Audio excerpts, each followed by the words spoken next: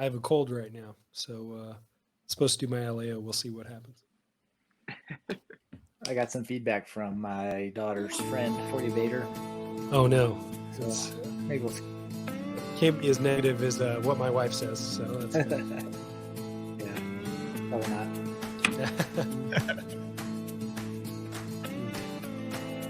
Rain, do you set this intro up, or is this part of the thing? Oh yeah, I set it up. Nice. Yeah, Rain's Real full nice. up. He doesn't mess around. Real nice. Yeah, you've got skill, dude. Just I know. get play, you know. I see Rain's reels, and I'm like, man, always playing second fiddle. You know, it's just how it is.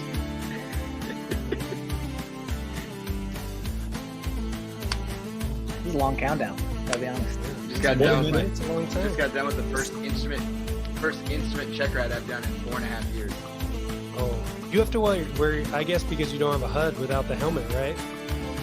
It's suboptimal. Gotta have it. Yeah. Gotta have it. Gotta have it. Just like that. I mean, I think we slowly figured this out. I have no idea what I'm doing back here. So, well, Sounds good. yeah, we're live. So there we go. We're live. Welcome, everybody. I think Thanks. we do this every single time. And I mean, it's either Vader or Bender that owns the intro here. So, Yeah, I think it's me this time. I'll Yeah. just so welcome everybody to Bro Chat 11. Thankfully the name is at the top of the screen because I had no idea. Flash is back. He is back, and he is going to hang out with us. He's going to tell us all the things that we've been saying wrong, or at least Bender's been saying wrong, just like Billy does about the 35. And then he's going to help us kind of dive into some other stuff. We may not be able to go in as much detail as everybody would like in some topics, but you know, we'll talk about some stuff. We want to thank all the Kodiak Shack listeners for joining us for here, and then all of Rain's Afterburn podcast listeners.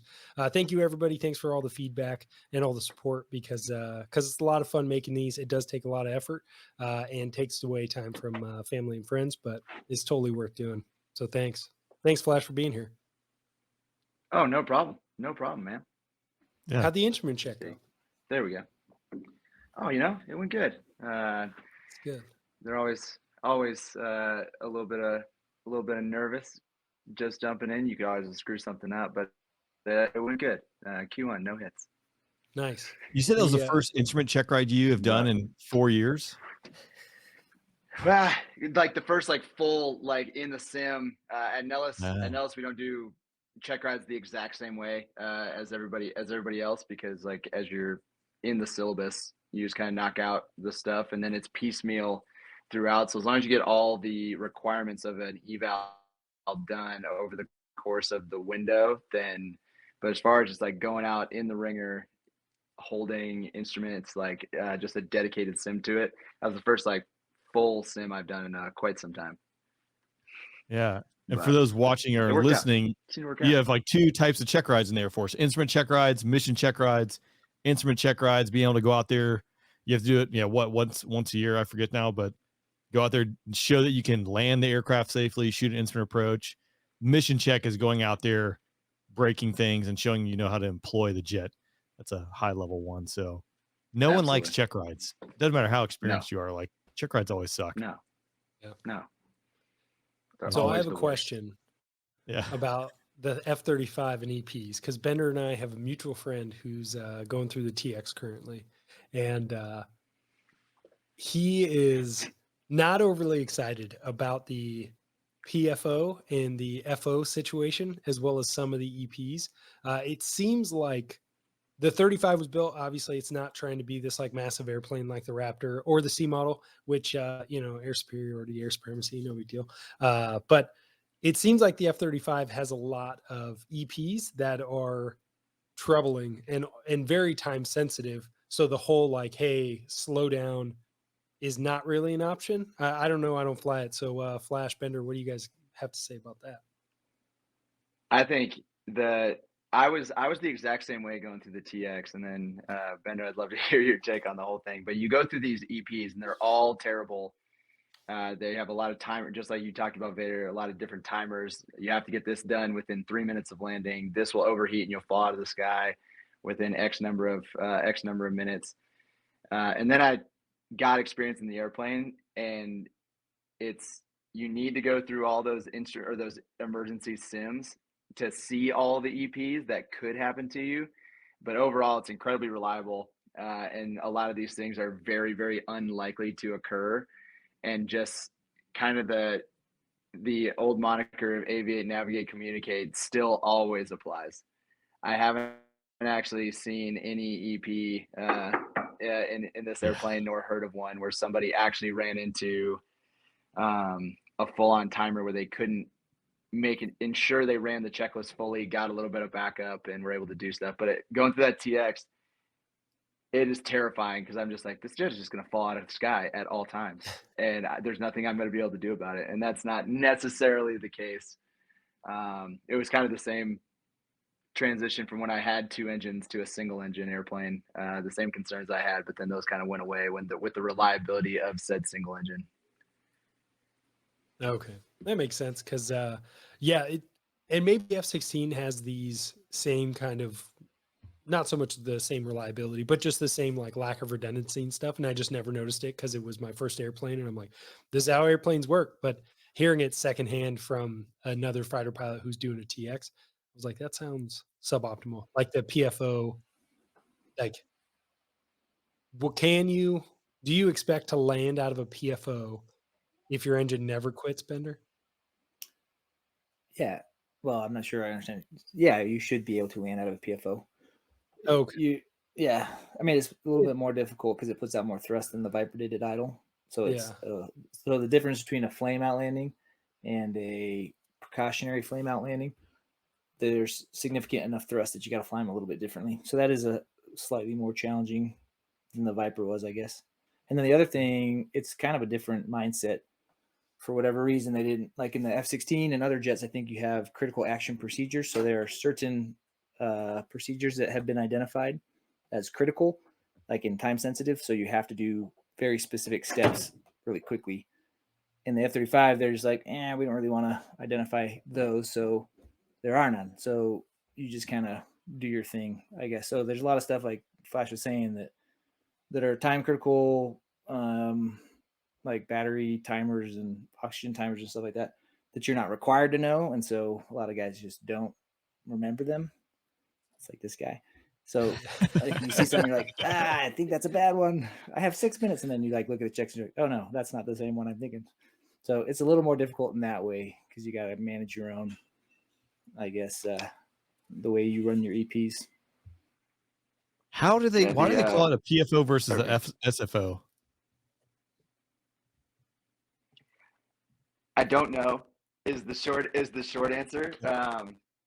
Because what was SFO? Was it simulated flameout? Yeah, I guess that's simulated versus like precautionary flameout landing pattern. But it's funny that it's like these are the same. It's the same exact thing you're doing. It just we call them different things. What they essentially did is like, hey, you're gonna fly a flameout profile, so that as a precaution, right, in the event that it actually flames out. So that's kind of the thing. But when we were in the Viper, I was like, we're gonna fly a simulated flame out approach on a profile as a precaution. So kind of 6 one way, half dozen the other. But that was a little bit in a lot of our regs here at Hill. It still says SFO airspace, based off of when we had F-16s here. So it's all kind of the same thing. The other one that for the flame out stuff that was the biggest issue. It's still a big issue for me. Is that there's on the F-35, there's nothing hanging off the airplane. So if you are also doing a PFO, one, that the engine puts out more thrust at idle than the Viper does, but there's also no drag to slow it down. And so there's no pylons, there's no tanks, there's no targeting pod, there's no HTS pod, there's no wingtip missiles, anything like that. So if you get going fast and you put the nose down to get on that profile to round out and land, you get screaming. And that was something that I had to kind of figure out. And like the line between being able to land it and going too fast is pretty thin. So that was a big thing for me. And I didn't do so hot at it today, to be perfectly honest with you, but it worked out. Once I heard, though, I assume there's things that you would do precautionary, like flame out landings for in the Viper and you're going to high key, but they started doing that in the F-35. And then, like you said, like it's too fast. You can't slow that thing down. So now there are things that you would do a simulated flame out landing or a precautionary flame out landing pattern for in the Viper that you wouldn't do in the F-35. Is that true? Yeah, I would. There's a few things. It's really all the same, but the only big one is the communication between the computer and the engine is a little bit different. So there's a few engine EPs that are pure computer to engine communication, like with the FADEX, like a lot of the airliners have, that the Viper didn't necessarily have. So you could just have a fault in the software and you would want to do a precautionary flame out, because in the event that the engine quits because of a severing of the communication in the software, but it's going to give you that icon, it's going to give you that indication that you might have to do that. That wasn't necessarily a thing. So it seemed to me that a lot of the stuff is more, or you're adding a few software-based engine problems versus mechanical engine problems, like the hide oil light and things like that. So that was kind of the difference between the two jets that I kind of found. Gotcha. Flash, you might have to do a Viper reset on your earbuds there. It's like crackling there. But and while that happens, Bender, you probably can or answer what happens if F-35 screen or HUD fails. It's just a helmet. Yeah, so the HUD is in the helmet. So if you have an HMD fail, which is what we call it, a helmet mounted display, then you do have HUD repeaters on the screen, so you can bring up on the screen what you would normally see on your helmet. So when we do an HMD out approach, it's not too bad because you just put a HUD up on these, this giant, what we call a PCD. So the big screen right there, it's like, what is it, Flash? Like 5x7, I think. So it's pretty big. It's bigger than, or it's the same size as like a Viper HUD just sitting there. So it's not too bad. If you lost your HMD and your PCD, then I guess you're going to do I don't know. This shouldn't happen to me is probably the best answer to that. But I would probably fly on somebody's wing until I saw a runway and then go land on it. Because if you're going through the weather with that, you got like a standby little thing, and that's about it. Yeah. Do you have like a are you doing something the only real HUD out landing I did, I guess I did a couple of them with Gen fails. I was really like one deployed and it had been like 4 months. So I did a HUD out landing and came back with a bunch of bombs and a bunch of gas. But like looking at the AOA tape, and again, for those like listening or watching, like it's between your legs. It's not ergonomic at all. And you're like looking outside, trying to fly your AOA tape, the angle of attack, which is what you need to land on. And it's like, it was a suboptimal approach that I shot going in there, even like on the wing. You're like, this sucks. So do you have an AOA tape, or like, I assume that's what you're doing in the F-35, right? We do land AOA, but that's all, in the HMD or on the PCDs. Flash can back me up. So Flash, one thing we should say is Flash is OGV. So he is the expert on emergency procedures in the F-35. So that's important. So I defer all difficult questions to Flash. But the only standby we have, I think, is just a standby like Horizon, like we call it SFD, standby flight data, right? Is that right, Flash? I'm not in my window, so this is a low threat situation for me. See if it. Well, first off, how's it sound? How do I sound? It's still choppy. I'm not sure what freaked out at the beginning of this.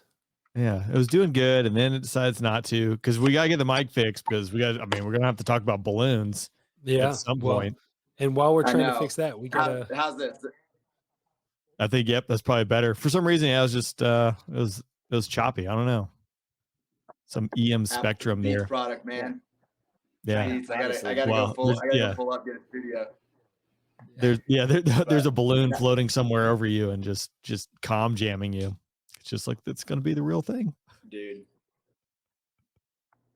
I'll tell you, Bender makes a nice joke about OGV. I'll tell you, there was the joke that I always said that if you have an EP that requires intimate knowledge of JTD/-1 procedures, the person you don't want on your wing is a weapons officer. It's like, no, like, and now I'm OGV, and it's just the best. But yeah, it's like, you know how to like go out there and kill and break things really well. And the jet, Yeah, you can read a checklist if need be, right? That's right. That's right. If it's not in the checklist, look out. Hey, Rain, I saw one that's an interesting question. You mind if I throw it up? Oh, yeah. Click away. There we go. So this is from D Griffey 649. Bender, could you kill Vader before he ever saw you? Or Vader is the C, just as BVR capable as obese Amy. So Bender, Amelia, what do you think? That's pretty creative. I like that. Amelia. Oh yeah, I like that. What do you think, So Bender? the first part of that question, could Bender, could you kill Vader before? Yeah, definitely. Not a chance. Even in a Viper, I could probably kill Vader before you ever saw him. He's in a C model. They got this You just giant, told- piece of metal. Yeah. All I gotta do is be like 30 degrees off him, and he'll never see me. Though if he's flying a V3 radar and never figures out how to tune the thing, then he could probably see an F-16 far enough away to catch me. But in no, I think the F-35 stands a pretty good chance of getting to Vader before he can find it. Well, I'd say, isn't that the assumption? Is that a C model-esque aircraft that other countries have made? The 35 is built to effectively be unobserved to merge with them. Is that the goal? Yep. If it's only so, our big limitation is that we don't have that many missiles. So if it's just me versus Vader, he's gonna die because I'm gonna shoot all 4 missiles at Vader, and 2 of them will probably be valid, and then one of those is probably gonna be a PK, high PK, that it fuses on him. So I like my odds. Yeah. Flash should be able to do it with 1 missile probably. It's a big plane though, so I got a lot of, I've got redundancy. I've got, That's true. 2, 3, who knows how many generators? Nobody knows. I don't.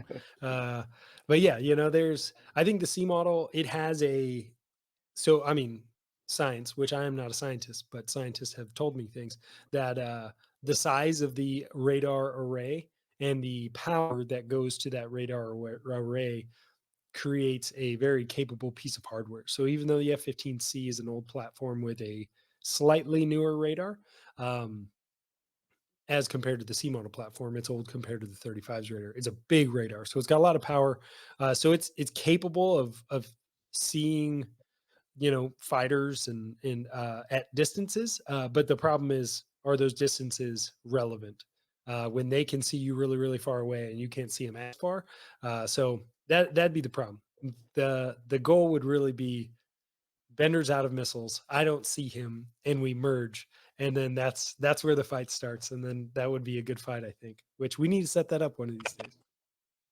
Yeah, we should. Well, Flash should go out first, fight you. Just make sure, actually, I'll go first, so you're not warm, and then you can fight Flash. Well, Flash can fight you, and then you and I will fight each other. No. I just hope the missiles are as good as the jet. Yeah. Well, burning through a lot of missiles these days, depleting that stockpile out there. It's good. Build more. That very expensive latex, balloons. Raytheon execs are just, I wonder what kind of yacht they bought today. It's just like going to the bank. Just all the cash. So I've heard a lot of arguments on, so we'll get into it. We'll talk about the balloons. Rain, you want to open it? I have questions about shooting it with the bullets. Has anybody thought about this yet? Instead of shooting I've heard, at it? so I'm curious to get especially Flash's opinion on this, as he's much smarter than us, as we've alluded to. But I've heard guys with like Afghanistan days with the, tethered balloon with, over a fob that's gotten cut loose, and they want to get it before it flies into Iran. I've heard 2 stories, one of a Viper, one of a Strike Eagle, trying to strafe these balloons, and it is not a pretty sight. Like one guy saying he's almost going out of control. Just tough to shoot. You're going, probably going 350, 400 knots, and the balloon is going 20 knots maybe as it's floating along. I don't know how true this is or not, but I've heard it's actually pretty difficult. So I don't know. Flash, what do you think? What do you guys think? I don't know. I think the controllability and the closure is a factor. Yep. But if it's just kind of stationary in space. But as far as some of these things, the one over off the East Coast, like they were really, really high. So getting up there we're almost talking service ceiling of the airplane, where you're having to wear different equipment before you, like, if you're going to get up there and actually like gun it. The other situations, the last 3 days in a row, I haven't checked the news a whole lot whether we've had make it 4 in a row, but I don't know the altitudes, like high altitude objects. I don't know how high.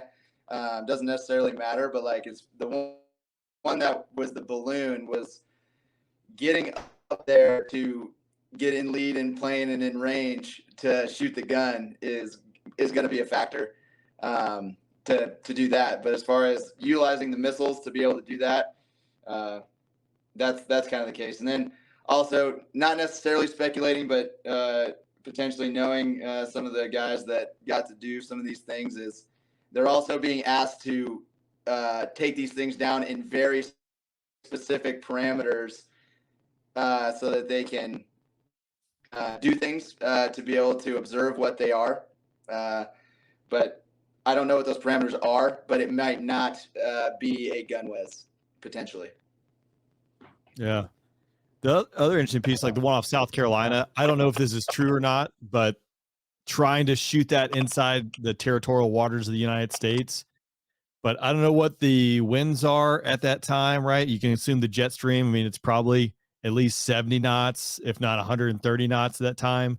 So really, as you're, one tracking, if you just think, I mean, I'm thinking about like a complex problem like this balloon that's getting blown rather quickly, finding it, targeting it, and shooting it in a 12-mile window.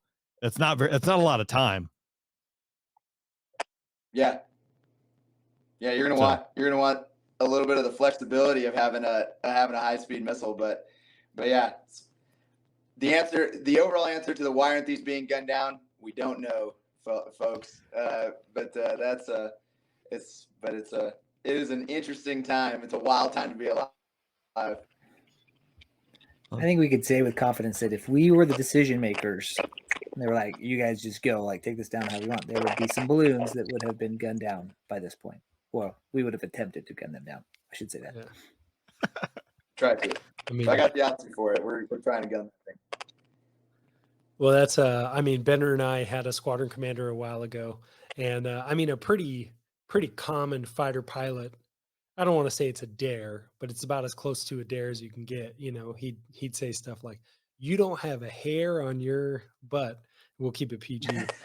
If you don't try, and then he would, like, as a commander, like, pretty much tell you, like, "Come on, like, don't be a sissy about it." So I mean, you know, everybody talks about turning on the gun. So you know, mine is at some point somebody's got to try it if they've got the latitude for it. Yeah, at this point, you need a hero to go out there and just conquer it. But what? So Raptor, F-16 have taken these down. Why hasn't F-15 taken one down yet? We can leave this to Vader. Does that have anything to do with who's carrying the warheadless A9 on the day? Yeah. But yeah, why haven't you gotten in the fight, Vader? What's your community doing? I think they're waiting for me to get through MQT. They're like, you know what, we got a ace in the hole. It's Vader. He's sooner or later I'll be the guy. No, it's so most jets that are flying around doing training are flying with the CATMs. So they don't have rocket motors. They're not real missiles. They're just like concrete that we hang on our wings for our training and stuff. So the only jets that are, unless they're set up to go take off and do this mission, are the ones that are sitting alert. So I do know that F-15s have been scrambled or launched. I don't know if they were scrambled, but they were launched to try to intercept one of these, and they weren't able to make it happen for one reason or another. I don't know exactly why, but for some reason, they either weren't able to intercept or find or whatever the process was. So they had an opportunity. They missed out. So it seems like the Raptors were the first ones, which, I mean, maybe I'm just, you know, maybe I'm the only one, but I was like, if the Raptor wasn't the first one to shoot one of these things down, I would have been surprised. Cause again, you're like justifying this like super expensive, like air-to-air fighter. And then F-16s, you know, there's a ton of F-16s that are sitting alert. So I would assume they were going to get one at some point. I think that answers the question of why did it cross the entire United States before anybody shot it down? It's because the Elmo F-22s couldn't, they couldn't like strap missiles on. They had no idea how to do it. So they waited until they could get the Langley F-22s. And it took them 4 days probably to get the missiles on the jets. Like, does this thing work? Is this turning on? And then they could finally do it. That's my guess. I think that's probably 100% accurate. I'm sure that's exactly what happened. We can't do this. How do we do this? How do we put missiles in this thing? Well, has everybody else seen it? Benner and I saw it on our first deployment where you would see bad people doing bad things in a bad area, and you're like, oh, it's easy. We're just going to drop a bomb. And they'd be like, nope, just keep an eye on them. Strike Eagles are going to show up in an hour and a half. They're going to drop on it. And there's so much like politicking and stuff like that going on where it's got to be the right people dropping the right weapon at the right time, because there's, it's also a show. So it's not just the fight. Yeah, I think there's a lot more here that was obviously not being said, and for various reasons and right reasons there. But I do think it's interesting. I saw China today, and I mean, who knows? They're claiming that we've been flying balloons over China now, right? Like that's like their standard response, which is interesting.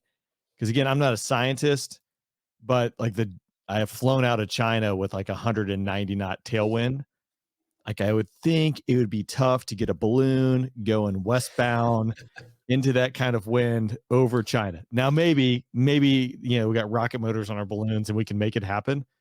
But yeah, maybe, tit for tat, maybe we do this kind of thing. But it is funny how it kind of goes back and forth. But the geopolitical aspect of this, like flying over a nation, lots of reasons why you might let it go across the country for a little bit. And then now we're not going to play the game. But I think this is a good question that came from Patreon as well, which is like, what's the applicable law here when it comes to shooting it down? Is it considered a vehicle with the same rights as an aircraft with respect to rules of intercept, warning, VID, etc.? This is, I don't know. I'm not a lawyer either. So I'm not a scientist, I'm not a lawyer. Well, Flash being OGV is probably about as close to that as we've got. Yeah. He is the law. Yeah. Yeah. No, yeah. No, that I think it's a great question. Like I've thought about this a lot. And like as far as like the laws and rules going to shoot it down, it really doesn't, because we were looking at, I mean, it's potentially Class A airspace. So you just have to be in communication. You have to have a flight plan in this Class A airspace. And if it's going to be a factor or a safety factor to civilian aircraft, then that's going to be a problem. And so we don't normally just shoot things down that violate airspace unless it is a state actor. So from what we know about the other ones, we're not necessarily sure what state or entity these things came from. We're pretty sure on the first one. But as far as the laws to go ahead and shoot those things down, they haven't really been made up yet. I actually found one. There's like Title 18 of the U.S. Code talks about shooting down drones over the United States, over personal property, and there's like a bunch of different caveats. None of them apply here. So when you're kind of looking at some of this stuff, where you're looking at, just like Rain was talking about, now these are just geopolitical soft rules.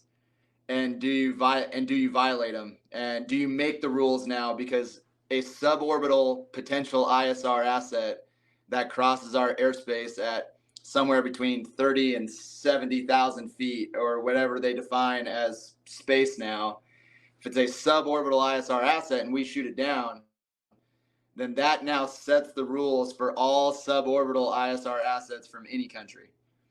And potentially we don't want to make the rules on that one, because depending on what we do on certain things like RC-135s, all kinds of different stuff that are out there doing completely legal intelligence gathering, or even atmospheric data gathering, things of that nature. If you set the rules, then now somebody can play by your rules. And that's kind of an interesting thing to take a look at. And then the other one is, as these things are coming up, I think it's very interesting the amount of resources, time, and energy that is now being devoted to a lot of this different thing on whether we can shoot these things down, or the fact that it just gets shot down now. And those are the types of things that is a new kind of era in how we think about some of these things. It's going to be super interesting. But as far as the applicable law, it hasn't really been written down because we haven't ever experienced anything like this in a peacetime environment in a very, very long time. I think it presents some unique challenges too, because like you said, this peacetime environment, we're talking about balloons, which most people scoff, right? We've been, waiting for the hordes to cross the line, and fighters and bombers were used to satellites, but now, jumping back in decades of technology, although this is more advanced, there's stuff out there, open source. And I was watching a video the other day of like the Beijing balloon, whatever company you want to call it, and just having these like nano drones dropping off, like going places.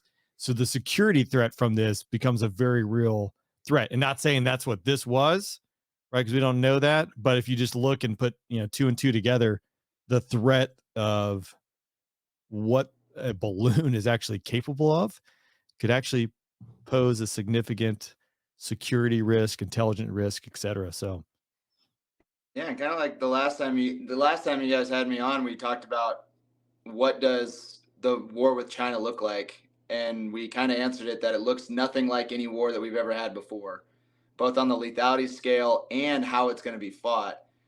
And now, did I ever think that balloons were going to be the answer? Not necessarily, but I don't think we're there. I don't think we're not there. But at the same time, it's just different, and it's different mentalities, it's different mindsets, different decision-making matrices that you're going to be kind of going through, and the different types of threat. And now it is just a little bit dialing up the temperature over however long before you get to a point where, okay, this isn't acceptable anymore. And are we just going to allow this to be the daily norm? Because for the last 3 days, it's been the daily norm, and a lot of people are asking what's going on. But it's like I said, wild time to be alive, and some of the stuff is going to have to get figured out pretty soon. And it's interesting, like you see, like all the congressional hearings that are going on about, it's like, how could we allow this to happen? You're just like, well, we don't have any really laws about it, so we should probably be thinking about this and getting with your counterparts and kind of go from there, from the different diplomatic approaches to things. And it's like basic stuff too, that almost like conditioning. So who knows like what's going to happen with China, Taiwan, hopefully nothing, or it's all peaceful, right? But the same tactics I looked at, like with ISIS, and I remember the Jordanian that got shot down while we were there and then ended up getting murdered. Like they conditioned their victims, their prisoners, like a mock execution, do it 100 times, but on like 101, that's when it happens. So when you see these people getting executed, you're like, why aren't they fighting? Well, they've been through 100 mock executions and they think this is just another one of them. So it's like, yeah, you start floating balloons. It's more conditioning of like, yeah, you're gathering intel, seeing how your enemy or how your perceived enemy is reacting to it. You're wasting time, resources. Like there's a lot that goes into here. So, and unfortunately, with that kind of stuff, with national security, you can't have a boy who cried wolf scenario where you tune it out. Like you just can't. Yeah. And so that's kind of the interesting part of this thing going forward. Yeah, what an interesting time, yeah, to say the least. So, man. Yeah, just as a final thought there, I encourage you all to write your congressman and ask them to have the F-35s from Hill take over the responsibility of shooting these things down. We need a lot of test points for the F-35. If we could get those, that'd be great. So, write them. Yeah, who needs to go to a combat archer, when you can just go shoot some of these? Yeah, get those test points. Those jets, I mean, they're launching missiles off the rails, updating the log there. Like, again, I didn't know that until I went to Archer, that, basically tracked every single shot from every single jet from every single station. Like, yeah, kind of cool. Yeah. It's crazy. You wonder, kind of like Flash was saying, like what you'd never expect this, and then what's next, and how does this kind of continue? Like where does it stop, or how does it not continue to just kind of snowball into other random areas of conflict? But I don't know. Yeah. I've heard some like smart people who I think are smart, like talk about this, talking like 2024, Taiwan's elections, the US elections, that could be a pretty spicy year. Like if you're going to start doing things. Maybe not. Well, especially with 2025, as some people might have saw that memorandum, whatever it was. Oh yeah. About 2025. That's the year. Hopefully it's not, but that's the year. Yeah. Do you want to talk about the memorandum? I mean, you might be more full up. I only just glanced at it on the meme pages. Yeah, I'll be honest. I mean, I read it, but I didn't retain much of it. I think a lot of it was so, and you guys know better than I because I forgot even who wrote it. But but overall, it was pretty much just a letter from the MAGCOM commander, the numbered Air Force. Doesn't matter. Yep. I think it was the AMC commander. Yeah, AMC Yep. commander. Pretty much talking to all the people in Air Mobility Command, pretty much saying like, "Hey, 2025 may be it, and if it is," and then it kind of gave a guide of what is expected of them in their execution in employment. And I would say it's pretty hardcore. No offense to AMC, but it's pretty hardcore for Air Mobility Command. You know, again, like they move a lot of stuff around the world, and that's legit. But you know, shoot for the head. So this is one line from it. I'm not smart enough to share it, right? But 2-page memorandum, but all AMC, so Air Mobility Command aligned personnel with weapons qualification will fire a clip into a 7-meter target with the full understanding that unrepentant lethality matters.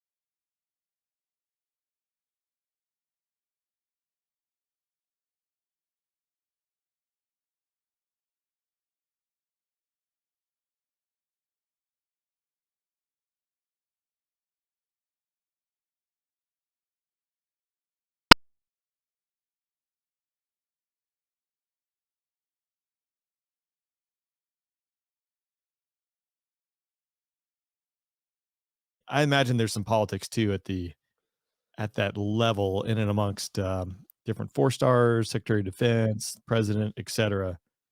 That makes it kind of interesting. So, I mean, I don't think he's wrong. It's just interesting that it was such an open letter that basically publicized and put out there, like, this is what we need to do. But it's cool. Well, that's kind of the question, right? Is there's a time, and maybe Flash has more knowledge about this once he gets his life together. See, last time Flash was here, I had heinous connectivity issues, and now Flash has them. So it's just not a great combination for internet here. But either way, it's the question of like, do you talk about it openly? Do you let everybody know what you're thinking, what you're planning, or do you like keep a secret so you have a sucker punch, you know? And I don't know what is more beneficial, you know, like letting them know so they don't try anything, or don't let them know so you can surprise them when they try something. I don't know. Maybe I'm being so vague that it's lost its meaning. What do you think, Flash? I'm actually kind of I was kind of with Bender, and apologies. Yeah, I was having some connectivity issues. Just went away. No big deal. But like, it is very easy. The language and the intensity was very easy to make fun of. But I don't hate it. Like what do you want him to do? Do you want him to, like, do you want the leader, the highest ranking person in your major command, to sit there and say, hey, I don't want us to be ready. But right. The language is very easy to make fun of. I completely understand that, but I didn't hate it. And if you know the guy, if you saw him at AA and heard him talk about some of that stuff, that's exactly who that guy is. And he's going to get his people fired up, and that's how he's going to communicate. And more power to him, man.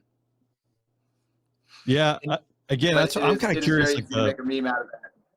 Yeah, it was so out front or so out there, but again, that, like you said, that is what you want. I mean, this is a topic we all talk around. So I just kind of curious, like maybe, hey, you need your 4-star to go out there and say this. You can't have your SecDef say it, because if your SecDef says it, then it's okay, we're going to war. But yeah, it's pretty in your face.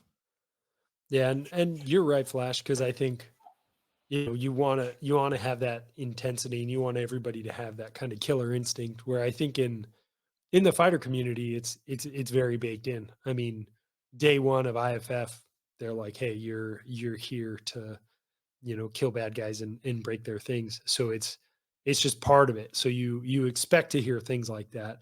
So I think it kind of caught me off guard or by surprise hearing it from there. But you're right. Like I would rather have that kind of a statement than the alternative of like, hey, let's not get anybody hurt. Let's make sure we've got all our TPS reports done or whatever, BS stuff that we don't care about anyway. So somewhere in there, I'm sure it says like, make sure your OPRs are turned in 45 days before closeout.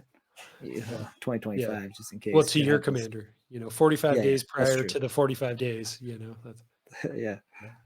Which one plug for the reserves real quick. They don't even put them on the slides until they're 45 days overdue to your commander. It's great. That 45-day extra window there. It's perfect. Which theoretically, how do you know that? Yeah, I'm getting pretty close.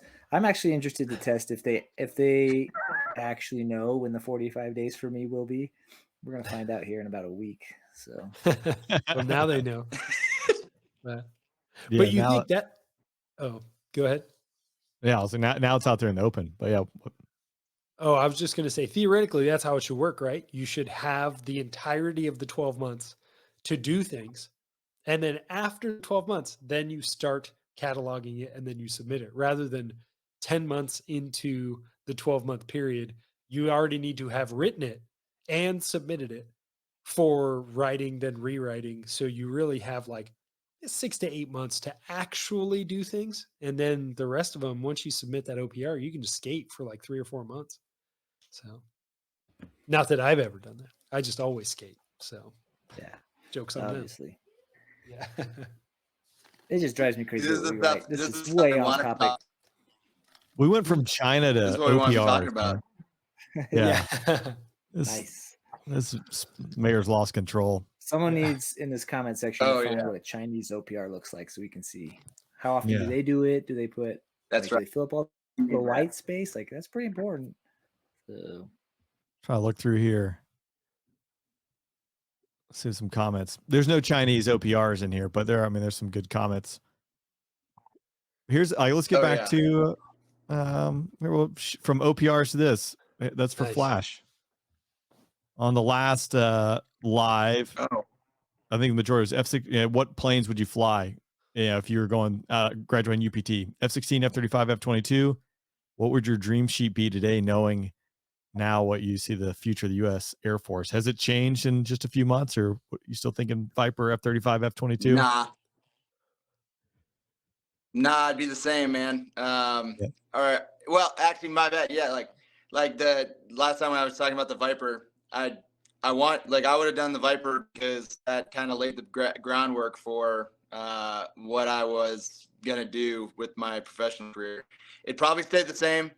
It'd be up in the air whether you'd want to go to the F-35 now, because now F-35 we're getting close to 15 years.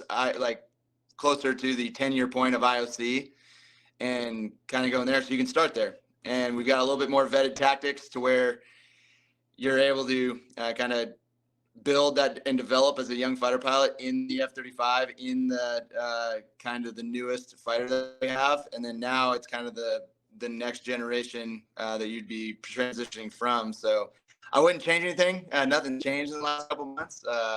But it was slowly, potentially, I would say give it another year or two where the F-16 would be a little bit of an afterthought, and I'd be wanting the F-35 for the most part. But yeah, not a whole lot's changed. It's good.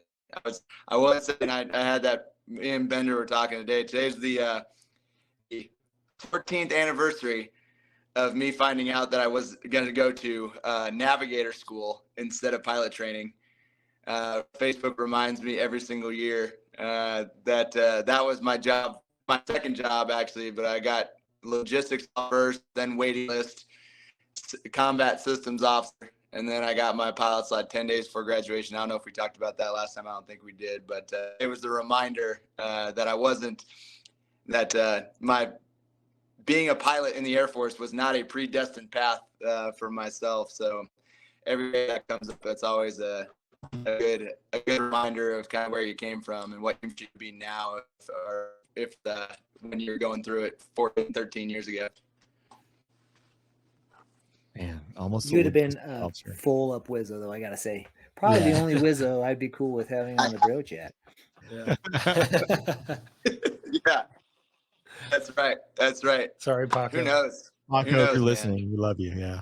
Yeah, that was directed at Paco, so he knows I'm joking. Just specifically Paco. Honestly, I did have who was it? I'm blanking on him now. Reem? Is Wizzo out of the weapons school teaching? He sent a message about coming on the podcast and maybe dispel some of the Strike Eagle Wizzo myths that maybe not that I've spit out over the past few months. I'm surprised we have anyone that flies a Strike Eagle listen to the podcast anymore. I'm sorry, but you know. Yeah.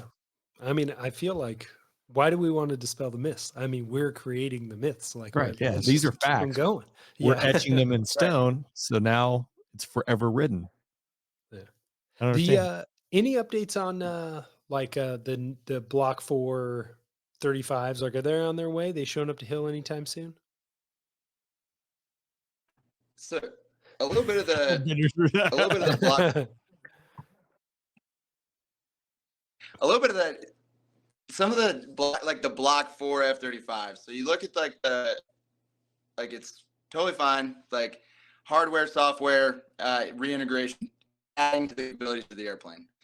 The big one is like how I've gotten a little bit smarter on how test works. Is like we don't actually know what Block 4 is actually going to look like once the two mesh together and kind of got there. You get some hardware changes. You got a lot of software changes, but those hardware changes, once you get those integrated into the airplane, and then now you start to develop the software that needs to occur to interact with the hardware to get you the capability that you want. We don't even know what that necessarily looks like at the moment. It's a fast process when it happens, but that's not anywhere very, very close to being on the horizon for the most part. But a lot of really cool and smart people are working on it, and like those are the things that people are kind of doing. As far as like those showing up on the streets at Hill anytime soon, it's not on the horizon at the moment. But then one day when it is on the horizon, it'll happen relatively quickly. As far as that stuff is, we know what the end game capabilities are supposed to look like, but the integration between the hardware and the software updates are still kind of in their infancy, to be perfectly honest with you. Was Billy saying, did I hear him correctly, cool, for the Block 4, it's got to be a new motor upgrade in order to power everything? Or am I way off? It's not a new motor. I am unsure. Yeah. I am unsure. Yeah. That might be new. That does not sound like how anything they drop power. Yeah. I just made that up. But it's going to be an awesome motor. Yeah, it's good. That new motor is going to be great. Super good. Right. I thought it already had a new motor. I mean, it's a new plane. That's true. Good point. Well, that's what I know. The Merge newsletter talked about it a while ago, about how just all the power requirements, all the different things, like what they're trying to do. But I think this happens with every platform. You know, they're like, hey, we need this new update for the Raptor or the Vipers if you want to keep them around. So What else we got here? We got some good stuff in there. Couple little Jahimix and Scorpion. I'll take that one. Yeah, you've done both. Seriously. Right? Yeah, the Jahimix and Scorpion. So I had Jahimix in the Viper, and I had Scorpion in the 810. Scorpion is the most capable helmet I've flown with, in my opinion. It probably wouldn't get all of the jobs done that we would need for air-to-air type stuff. That's not what it's generally made for. But the Block 30 Vipers fly with Scorpion with the monocle system. So the Himmet, Scorpion Himmet is kind of what it's called. But it's a super capable air-to-ground helmet. And it was awesome. And I wish I had it back. Because you have color. But as far as Scorpion, right? it's not. We got a lag. Say I want to You get lost Flash. I was saying with the Scorpion, you have color, right? Where you can throw down like flots, the forward line of troops, like those type things. When you're looking out, you can actually see that stuff on the ground, which is huge, I would think. Yeah, color, and yeah, that's the thing. The NVGs go like over the monocle, so you still have, because in the Jahimix, I don't know what we can tie. I think we're fine, but you can use NVGs with the helmet mounted device, and so that's nice, and so that's kind of the goodness of that thing. But I love the Scorpion. I didn't mind Jahimix either. I just really enjoyed the Scorpion. Like I said, I kind of wish I had it back. Here's a question for you, Flash, because the uplook pippers we've talked about on the podcast before. Vader, you're like syncing up and I guess calibrating the uplook pippers, right? Every single time. Oh, now you're muted, Vader. No one's.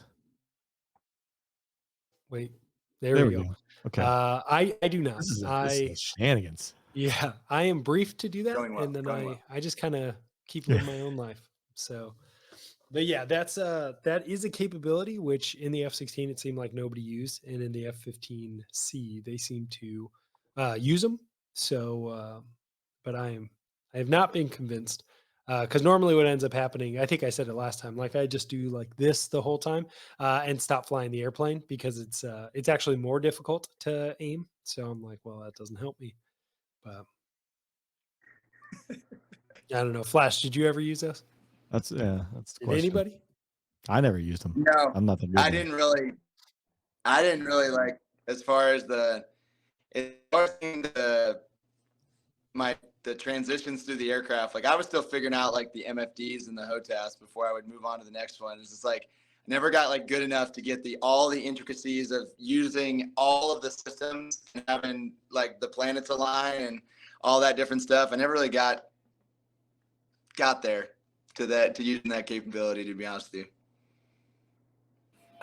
I flew Block 25s in the B course, and we didn't have Jahimix, so we just had 55 piece, just a regular helmet. But we had the lookup scan. I don't know if you guys ever. I don't think I ever used it once I got Jahimix, but we use that every BFM. Sort of, you do like the lookup scan, and then shoot whatever tone you got, and so it's like the sun half the time, or like an airliner. Not very often was it the guy you were fighting, but whatever. That's why you carry multiple 9Xs. Yeah, that's not the right thing. We wouldn't. That's right. Right? Yeah. That's a good point. Yeah. BFM. That's right. Yeah. Yeah. Unlimited. Burning through the 9Xs. We are burning through 9Xs at the moment. Yeah, hopefully. I mean, that's a cheap way to deplete inventory. If you just keep sending balloons over, we're gonna keep shooting out with 9Xs, or who knows? Well, and it's a great way to force ourselves to buy new ones. It's like, oh man, stockpile's running out. I did make a joke. I mean, it's probably Raytheon. They're sitting out on a boat somewhere in the Pacific Ocean, and they just keep popping these puppies up, and they're just like, cha-ching, cha-ching, cha-ching. I'm kidding. I'm sure Raytheon's not doing that. That's right. Sponsor the podcast. Sure? Of course not. Yeah. Wait, it is funny. Podcast? Yeah. We know Boeing's not going to sponsor the podcast. That's for sure. Yeah. I don't want to keep just. alienate potential sponsors. See, it's funny that we right. talk about these like come like I don't know what $500,000 missiles, and we're like, oh man, there goes another $500,000. It's like that's like nothing. Like we send up, like 12 F-35s, and we spend more than that. We do that twice a day or like 5 times a day at Hill or something like that. So it's funny money. Sorry, taxpayers. Make believe, yeah. Yeah. Plus, I don't know if everybody's familiar with terrain denial, but it's a pretty high level tactic that we use in the Air Force where you put a pretty accurate bomb with like a GPS guided kit or whatever you're going to use, and then you put it into some dirt because you don't want people to walk on that dirt 2 weeks from now. Yep. I'm not sure that we have the test data whether or not people do walk on the dirt. That's right. After the bomb. I think they do. I've seen it where somebody, maybe not me, somebody dropped a precision guided munition on a road, but it was like flat desert all around the road. So you cannot drive specifically on the road right there, but you can put 2 wheels on the dirt, drive, and then now get back on the road. So we denied about 25 yards of terrain. That's being generous. That's true. Yeah. I assume 25 feet. Yeah, I'm assuming it was a GBU 54. So, 50K little pothole you put in the road. Yeah. So yeah, it's right. I guess maybe they're worried about some didn't go off. Watch out. Yeah, they probably have their EOD teams out there. That's right. Yeah, scan the roads. I don't know. What can you do? Yeah, I think we all saw that. We got this one. Why are they not using 9 mics or other older models instead? You know what? That is actually a really good question. Why didn't we think of that? I don't know. That's good. So Victor, go ahead. Shout out to you, buddy. Yeah. Maastricht ATC there. We had a beer in Maastricht not too long ago. So it's a picture. Yeah. That's a good question. I mean, I guess you guys know more than me. Be cheaper. Yeah. That's why the Raptors and Lasky didn't launch. This Flash is Flash is going to disconnect from the chat now. Well, I didn't realize that old Canada doesn't have 9Xs. They're getting them. Checks in the mail. I guess when you're shooting down a balloon and everyone's watching, like you definitely want to hit it the first time. Could you imagine if you missed the balloon? Like we all know that gotta be a difficult, there's a lot that goes into that, but everyone's watching you miss the balloon. Like you wouldn't live that down. Be a hostile renaming. I'm not sure we haven't missed the balloons yet. Like we don't know. I bet we have. True. My guess is somebody has missed the balloon. Yeah. Well, and you think about, like that one video is like very prevalent where you see that they shot it. But outside of that, like we don't know how many attempts it took. But I mean, I've heard conversations where it's like the first guy who shot the first balloon it's not like you got a hero's welcome in the meme department. Like he got like destroyed in memes, and he did exactly what he was supposed to do. Think about being the first guy to miss the balloon, and then it's like, oh well, we tried, and then you just go home. Like that would not be a good day. I don't think you would live that down. If it keeps happening, it's gonna happen. It's gonna happen at some point. You don't be the guy that misses the balloon. And more than likely, it's not going to be anything the pilot did. Yeah, it's not going to be anything of their fault. It just might happen. But they surely I'm will. Wondering what the questions are going to be there.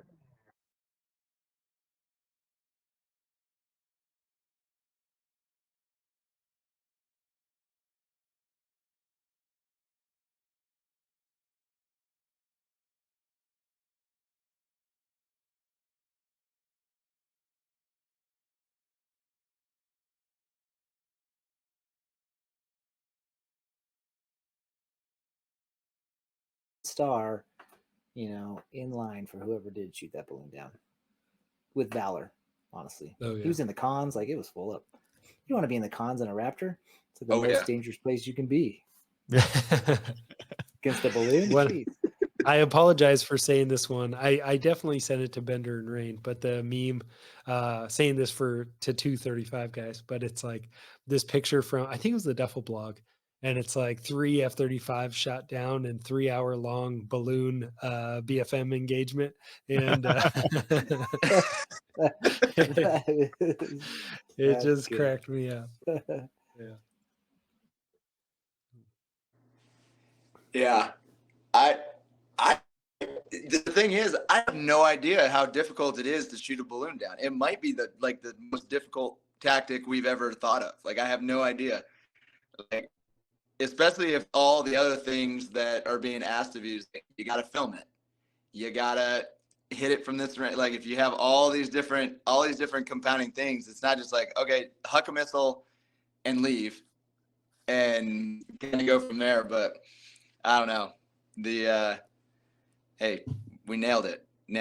Just, nailed it. We are effects givers. We are effects givers.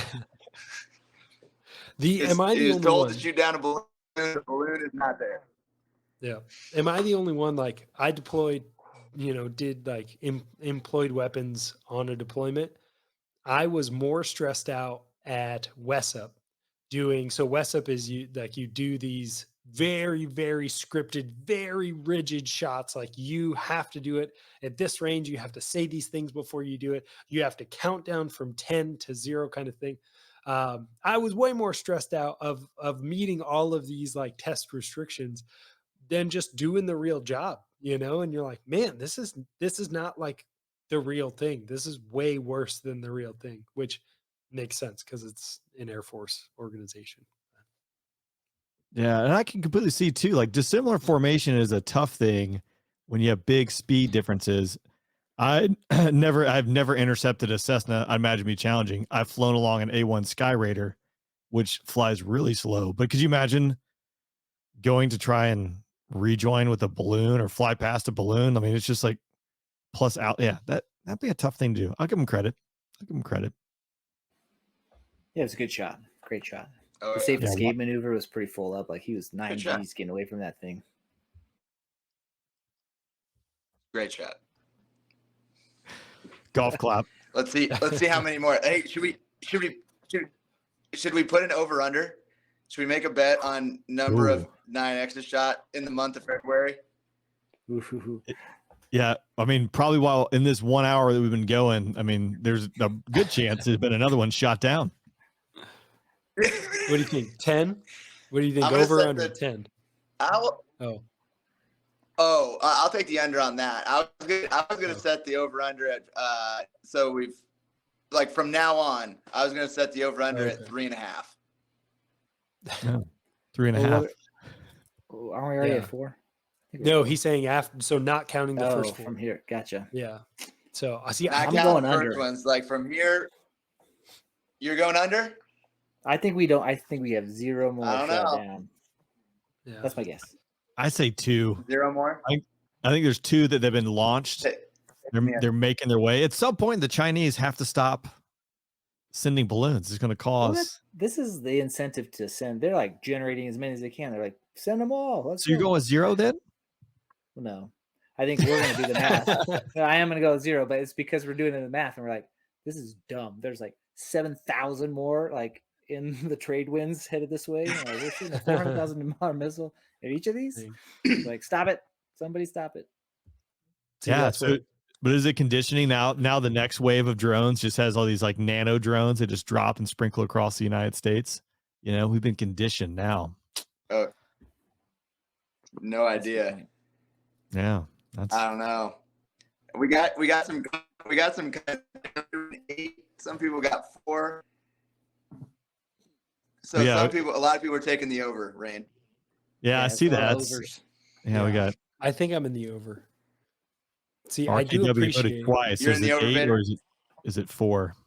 Yeah, I think I'm taking the over on this one because I think all these organizations, NORAD, Pentagon, like all these places are just showing up to work today or showed up a few hours ago, freaking out because they probably never thought about this. They probably spilled their coffee today. They probably actually did some work. What do I know? That's a good point. Okay, so I'm going to change mine. There's going to be at least one more because the F-35 has got to justify its existence. So they're going to let it fling. It's Speaking of people who are gonna miss a balloon, I don't know. That's how you miss a balloon. Bender, you were the Strike Eagle advocate on all the other episodes. And now you've turned your back on them. No, it's just one episode last week. Well, I mean, that was the episode where we threw down with, best fighter to worst fighter, and you were advocating for the Strike Eagle. Just saying. Well, I don't remember that being exactly the case. I mean, those exact words. You're like, I am an advocate for the Strike Eagle. I do. I want it to be there because you have to have a wedge, and it's pretty much easy at that point. So keep it here. The Flash. What do you Internet think? doesn't lie. We can go back and check the tape. Yeah, I've watched the tapes. It's there forever. Well, I've heard a fellow Patch friend say that at weapons school specifically, he said that the Strike Eagle is one of the most capable fighter aircraft on the planet. Did you experience that in all your time at Nellis? Yes. Like as far as capable airplanes, that thing is a beast. Like the hardware on it, just like you were talking about with the C model radar on there, massive radar, massive amount of power, all the pylons imaginable. Like that airplane is incredibly capable. The airplane is incredibly capable. Yeah, and I will just leave it at that. I've been the most diplomatic answer we've had yet about the Strike Eagle. Yeah. Once you repeat it, I love 3 those times, guys. I think the message was I love those guys. However, I think the emphasis on it now is, but yeah, I gave it that. Good time. So Vane and all those guys, I love you, but it's funny because in an F-35, it is also the size of my house. Yeah. In the F-35 community, we have pilots from everywhere, and I kid you not, if you were to line up 20 of them like on a wall, and you're like, Bender, pick out the Strike Eagle pilots, I bet you I'm 100%. I think I could do it. Like you. I think I can nail it. The A-10 guys, you can usually pick them out okay. But the Strike Eagle guys stick out like a sore thumb. It's like, yep, that's what I thought. The A-10 guys just have like a huge lipper in with a Coors Light all the time, I assume. Yeah, that's pretty much how you tell. Yeah. It's just like a water bottle sticking out of their pocket that is definitely for chew, not for water. Yeah, that's easy. Too easy. It's a bunch of hobo Hartmans running around. Not to name them, but a lot of city miles in that community. Yeah. Oh man. Nobody's talked about the current. So Jester wrote, "What do you think their end game is? Are they sniffing electrons out of the air for some ELINT? Not it." And it's off the screen. I think they're up to something. It was a birthday party gone wrong. Some kid is crying over in China. His balloon got cut loose on the string. Yeah. Then the mean Americans shot it down. So I think it's nefarious, whatever they're up to. Yeah. It's definitely nefarious. Yeah. The one of the memes I really enjoyed was, go ahead. Oh, apologize. There must be a lag on my sound, but I think the bird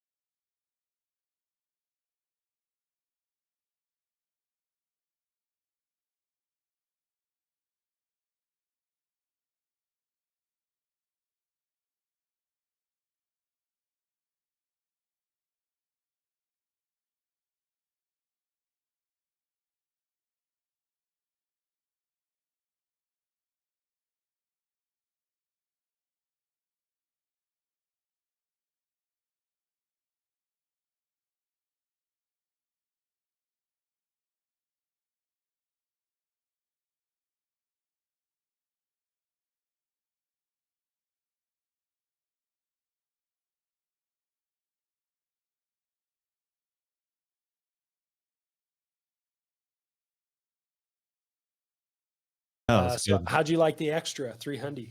Yeah, I got to fly the extra 300 last week. That was awesome. It's completely, I would say for a prop plane, right? It was the closest feeling to a Viper, as far as like maneuverability. Obviously, the thrust wasn't there, but it's probably, comparable. Like if you got the G on, like you're going to deplete your energy state fairly quickly. But compared to flying something that weighs 766,000 pounds, it was kind of nice to go up there and flip upside down and pull G's. But I learned in a tailwheel plane. And then, for last 20 years, haven't been flying tailwheel. So flying that, learning what a rudder pedal is again, was unique. It was fun. Yeah, you guys are shooting down balloons and stuff, and I'm flipping upside down. When you pull some G's, like how many did you get? Like 6. Did you get up there? So 6? I mean, the extra, because depending on weight and occupancy, like 8 G's is the limit, but single occupancy, I mean, don't quote me on this. I'm probably like Bender. I'm like, there's a bunch of things, but plus 10 G's. Like I pulled 11 G's with Rob Holland in his MX, but it's instantaneous. So it's much different. Like 9.5 G's in the Viper sustain, right? Like that is pain. 11 G's, not so bad. -6 G's, absolutely terrible. That's the worst thing on earth. So they love the negative stuff. And I'm like, I flew with Rob, who is a world aerobatic champion. We did this whole routine. I have no idea what's happening because we're flipping upside down, like we're stationary, like defying physics. I thought we were done. And he's like, we got enough time for an outside loop, which was absolutely terrible. So it's a different world, but flying extra is fun. I would take one. Yeah, I mean they seem nice. That's when I noticed the difference between the G. At least me flying the C model. The C model is very pilot dependent, but the peak G is pretty darn close to like F-16 stuff. Like I pulled 8.4, 8.6, I think, but it's like almost imperceptible. Like it's just like, hey, you pulled 8.6 back there, and it's like, holy cow, I didn't even see that. Like you're living in like the 7s. You'll and again, this is me. So there's other people who can probably just like set 8.5 G's and hold it. But me, it's just like this super tall like spike and then roll off. So you don't even notice it. Like you don't even feel, in the F-16 when you would like really like lay on the 9 G's, you'd like feel your body like settle in under the G. Like I've never felt that in the C model, at least not yet. But maybe do you have a beeper in the C model? Is it? Oh yeah, all the beepers. They all sound the same, which is not ideal. So sometimes you're like going for it and you're like, oh yeah, here we go. And then like the altitude warning is like beep, beep, beep, beep. And you're like, oh geez, did I just oh no. And then you lose because you eased off. But yeah, it's like again, knowing actual numbers of these things is difficult, but it's like solid tone when you're within like 2%. I'm totally wrong, but it's like once you get into like the mid 7 G's, normally if you have 9 G's allowable, because you get into footprint, and if you have any asymmetric, it constantly computes your instantaneous G, which is kind of convenient because you can over G the jet versus the F-16. So it'll tell you. So if you have 9 G's allowable and you pull back, you get into like the mid to high 7s, you'll hit single rate beeper, you hit like 8 G's to like 8 and some change, you'll hit double rate beeper. And then that last, like call it 8.6 to 9 is like solid tone. So like you could theoretically like set, and it's just like a solid tone of, hey, if you do anything other than hold what you got, you will over G this jet. I haven't yet heard the solid tone. I hope I don't. And I've noticed my brake turns, because everything's a brake turn in the C model. So if you're offensive, you do a brake turn into the to enter the adversary's control zone. Naturally. Or turn circle, yeah. So it's not a turn circle entry like an F-16 referred to. But your brake turns, like my first brake turn is like 6.5, and then my second one's like 7.5, and then my third one's like 8. So it's like it's that moving the controls is different. Like it's not. I can't just, because I could actually over G, like I don't have the consistent, just like snatch 8.5 G's and feel comfortable. Does the jet tell on you if you asymmetrically over G it? Yeah. So you have this, it's called the OWS, the OWS, and it's the over G warning system. And it's like a page. You like punch in a little cheat code and it'll bring it up on one of your screens, and it'll tell you like fuselage, wings. It'll tell you the entire jet. It breaks it down into how many G's you pulled on each section and then the total. So if you have an over G, it'll tell you real time. Like you'll do it and you can immediately pull up the hours, and then it'll say like, hey, you had 107% on the wings, or you had 125%, and this jet is like busted. So yeah, 50% is like engineering standard, right? So yeah, well, apparently not here, but but yeah, it's like if you get over 100%, you overgeed. But then like we've all seen, maintenance is like, oh, that doesn't matter, and they just like put it back on the line if it's not like a heinous one. I was just thinking, because unless the Vipers changed, it was only like 02, 04 jets, like the ones at Shaw. There's only like a handful of them that would actually be able to tell if you asymmetrically overgeed, but they only download that data every info quad data, whatever that stands for again, I forget. Because I did happen to asymmetrically overg a Viper once. So I'd be surprised if you didn't asymmetrically overg on all of those sorties. Like, no way. I mean, everyone. Affecting they only called me on one. So Jackson, the OG, called me on one day and said, hey, do you remember this sortie? And it was like a year in the past. I was like, yeah, I remember that. It was Evansville, Indiana. He's like, you asymmetrically overg'd, 050. I was like, I don't deny that. There's a high probability. The data speaks for itself. But